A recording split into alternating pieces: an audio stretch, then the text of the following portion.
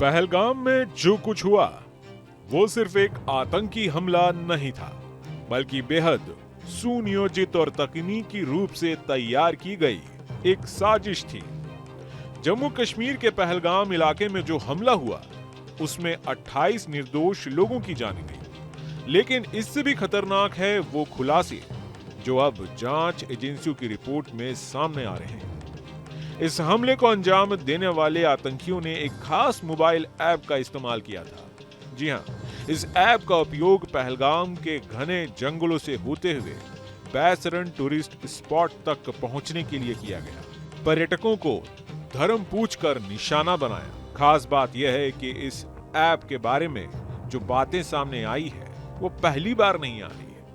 इससे पहले भी जम्मू के जंगलों में आतंकी गतिविधियों में इसका इस्तेमाल किया जा चुका है। ये ऐप सिर्फ एक नेविगेशन टूल नहीं, बल्कि एक आधुनिक टेरर गाइडेंस सिस्टम की तरह इस्तेमाल किया गया, जो पूरी तरह से एन्क्रिप्टेड यानी सुरक्षित रहता है और किसी सामान्य ट्रैकिंग सिस्टम से इसकी पहचान करना बेहद मुश्किल होता है। सुरक्षा एजेंसियों ने अब इस ऐप की जांच शुरू कर दी है और इसके जरिए की गई लोकेशन ट्रेसिंग पर भी काम किया जा रहा है। शुरुआती रिपोर्ट में दावा किया गया है कि इस ऐप की मदद से आतंकियों ने न सिर्फ रास्ता खोजा, बल्कि उन्होंने उन लोकेशनों का चयन भी किया जहां भीड़ अधिक थी और हमले से ज्यादा नुकसान हो सके। इतना ही नहीं, इस ऐप को आतंकी खुद से इस्तेमाल नहीं कर रहे थे। इसकी बकायदा ट्रेनिंग उन्हें पाकिस्तान के तरफ से दी गई थी। बॉर्डर पार से बैठे हैंडलर्स ने इन आतंकियों को बताया कि कैसे इस ऐप के जरिए भारतीय सुरक्षा एजेंसियों की नजर से बचा जा सकता है। यानी सिर्फ हमलावर ही नहीं, बल्कि उनके पीछे पूरी पाकिस्तानी मशीनरी काम कर रही थी। आईएसआई, पाकिस्तानी सेना और आतंकियों का गठजोड़। जी हां, खुफिया सूत्रों के मुताबिक हमले में शामिल आतंकियों की संख्या लगभग 8 से 10 बताई जा रही है।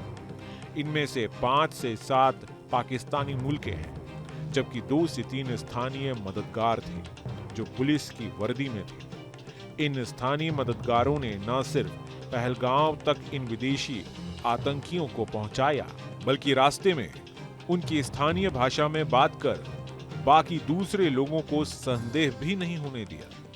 इस हमले में शामिल सभी आतंकियों को न सिर्फ ट्रेनिंग दी गई थी, बल्कि एक खास रणनीति के तहत इस ऐप का उपयोग करवाया गया। इन आतंकियों का मकसद सिर्फ हमला करना नहीं था, बल्कि अमरनाथ यात्रा से पहले पूरे देश और खासकर तीर्थ यात्रियों के बीच डर फैलाना था। इस पूरे ऑपरेशन के पीछे लश्कर तोयबा और जैश-ए-मोहम्मद की साझा साजिश बताई जा रही है।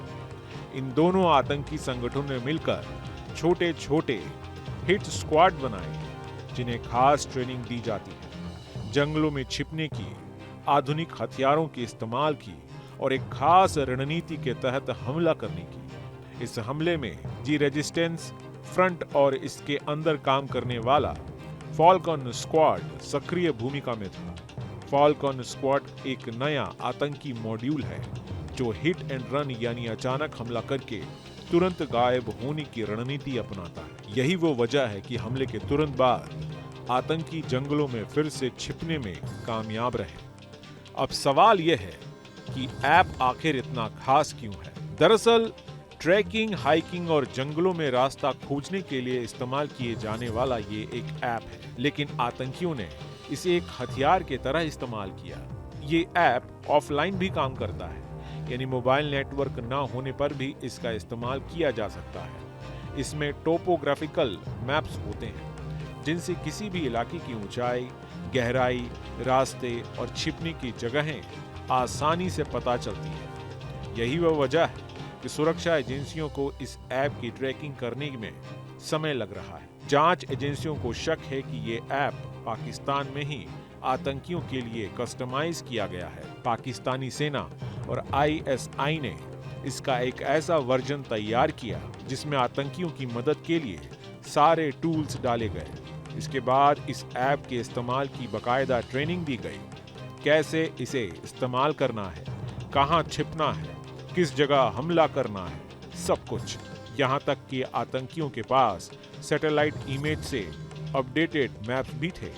यानी पाकिस्तान ने एक पूरी डिजिटल टेरर यूनिवर्सिटी खड़ी कर दी है, जहां न सिर्फ बंदूकें दी जाती हैं, बल्कि मोबाइल ऐप्स और डिजिटल टूल्स भी आतंक के हथियार बना दिए गए हैं। अब सुरक्षा एजेंसियां इस बात की भी जांच कर रही है कि क्या इस ऐप का इस्तेमाल भारत के अन्य हिस्सों में भी किया जा सकता है। क्या दूसरे आतंकी मॉड्यूल्स भी इस तरह की तकनीक का इस्तेमाल कर रहे हैं? क्या यह सिर्फ एक शुरुआत है? अगर ऐसा है तो आने वाले समय में आतंकवाद के खिलाफ लड़ाई और भी तकनीकी होने वाली है। अब लड़ाई सिर्फ मैदान में नहीं, बल्कि मोबाइल स्क्रीन पर भी लड़ी जाएगी। सरकार और एजेंसियों को चाहिए कि ऐसे ऐप्स की पहचान कर उन्हें बैन किया जाए और साथ ही डिजिटल खुफिया तंत्र को और ज्यादा मजबूत किया जाए। ये हमला सिर्फ आतंकियों की घुसपैठ नहीं थी, ये पाकिस्तान की डिजिटल साजिश थी। पहलगाम की वादियों में खून बहाने वाले ये आतंकी सिर्फ बंदूक लेकर नहीं आए थे, वो मोबाइल टेक्नोलॉजी को भी हथियार बनाकर लाए थे। और इसी वजह से अब भारत को अपनी सुरक्षा रणनीति में बड़ा बदलाव करने की जरूरत है। एक ऐसा बदलाव जो सिर्फ बॉर्डर की चौकसी नहीं, बल्कि डिजिटल स्पेस की निगरानी पर भी केंद्रित हो, क्योंकि अब दुश्मन सिर्फ बॉर्डर पे नहीं, बल्कि मोबाइल ऐप्स में भी छिपा है। Team news state. News nation अब व्हाट्सएप पर। खबरों के ताजा अपडेट के लिए न्यूज नेशन के इस QR कोड को स्कैन करें।